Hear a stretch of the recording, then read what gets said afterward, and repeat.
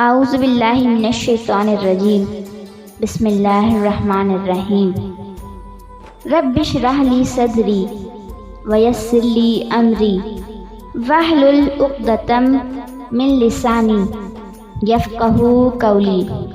ترجمہ: اے میرے پروردگار، میرا سینہ کھول دے اور میرے کام کو میرے لیے آسان کر دے، اور میری زبان کی گرہ کھول دے تاکہ لوگ میری بات سمجھ سکیں۔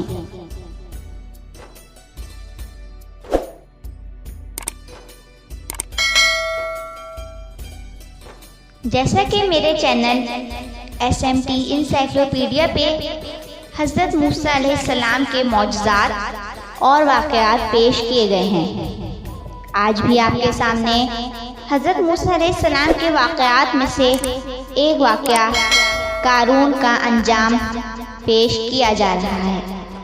آپ سے گزارش ہے میری اس ویڈیو کو پورا دیکھیں اور میرے چینل SMT انسائکلوپیڈیا کو سبسکرائب کریں۔ قارون کا انجام۔ قارون حضرت موسیٰ علیہ السلام کے چچا یسہر کا بیٹا تھا۔ بہت ہی شکیل اور خوبصورت آدمی تھا، اسی لیے لوگ اس کے حسن و جمال سے متاثر ہو کر اس کو منور کہا کرتے تھے۔ اس کے ساتھ ساتھ اس میں یہ کمال بھی تھا کہ وہ بنی اسرائیل میں تورات کا بہت بڑا عالم اور بہت ہی ملنسار بااخلاق انسان تھا، اور لوگ اس کا بہت ہی ادب و احترام کرتے تھے۔ لیکن بے شمار دولت اس کے ہاتھ آتے ہی اس کے حالات میں ایک دم تغیر پیدا ہو گیا، اور سامری کی طرح منافق ہو کر حضرت موسیٰ علیہ السلام کا بہت بڑا دشمن ہو گیا، اور اعلیٰ درجے کا متکبر اور مغرور ہو گیا۔ جب زکوٰۃ کا حکم نازل ہوا تو اس نے حضرت موسیٰ علیہ السلام کے روبرو یہ عہد کیا کہ وہ اپنے تمام مالوں میں سے 1000واں حصہ زکوٰۃ نکالے گا، مگر جب اس نے مالوں کا حساب لگایا تو ایک بہت بڑی رقم زکوٰۃ کی نکلی۔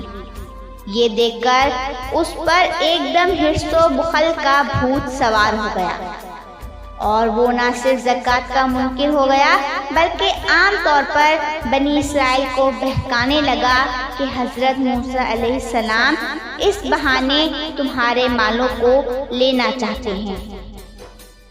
یہاں تک کہ حضرت موسیٰ علیہ السلام سے لوگوں کو متنفر کرنے کے لیے اس خبیث نے یہ گندی اور گھناؤنی چال چلی کہ ایک عورت کو بہت زیادہ مال و دولت دے کر آمادہ کر لیا کہ وہ آپ پر بدکاری کا الزام لگائے۔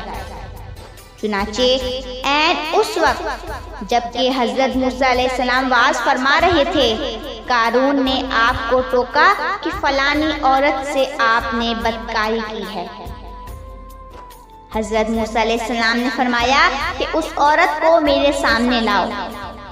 چنانچہ وہ عورت بلائی گئی تو حضرت موسیٰ علیہ السلام نے فرمایا کہ اے عورت، اس اللہ کی قسم جس نے بنی اسرائیل کے لیے دریا کو پھاڑ دیا اور عافیت و سلامتی کے ساتھ دریا کے پار کرا کر فرعون سے نجات دی، سچ سچ کہہ دے کہ واقعہ کیا ہے۔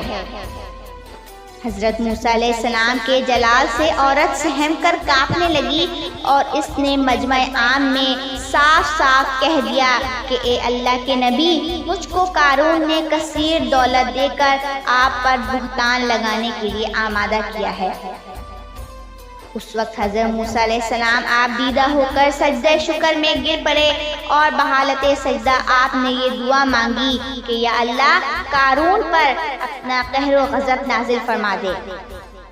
پھر آپ نے مجمع سے فرمایا کہ جو قارون کا ساتھی ہو وہ قارون کے ساتھ ٹھہرا رہے، اور جو میرا ساتھی ہو وہ قارون سے جدا ہو جائے۔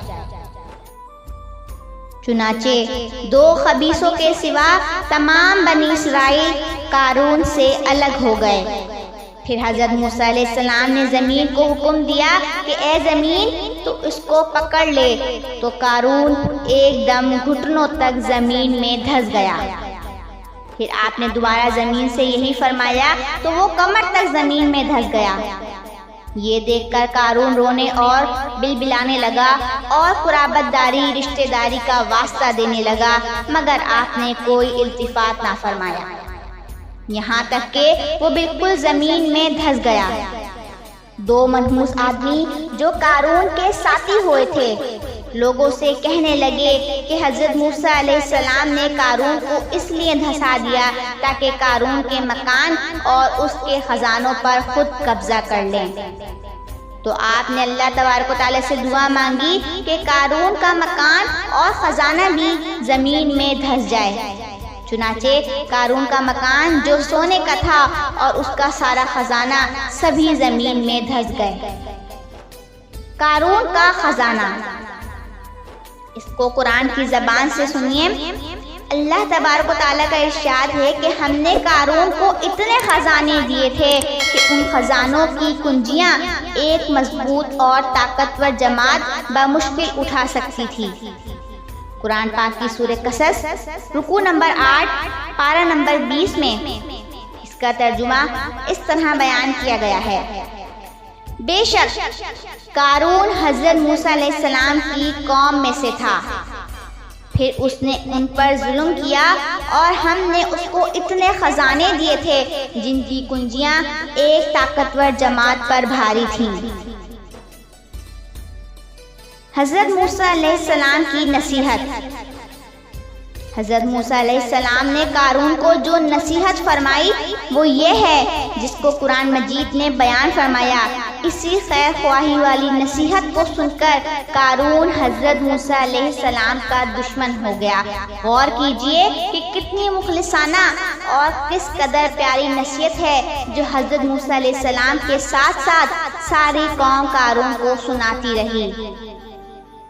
قرآن پاک کی سورہ قصص رکوع نمبر 8 پارہ نمبر 20 میں اس کا ترجمہ اس طرح بیان کیا گیا ہے: جب قارون سے اس کی قوم نے کہا کہ اترا کر مت چل، بے شک اللہ اترانے والوں کو پسند نہیں فرماتا، اور جو مال اللہ نے تجھے دیا ہے اس سے آخرت کا گھر طلب کر اور دنیا میں اپنا حصہ نہ بھول، اور احسان کر جیسا کہ اللہ نے تجھ پر احسان فرمایا، اور زمین میں فساد مت تلاش کر۔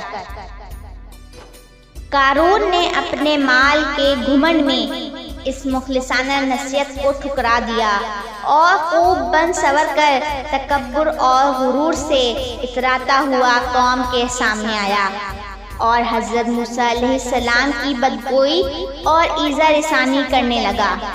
اس کا نتیجہ کیا ہوا؟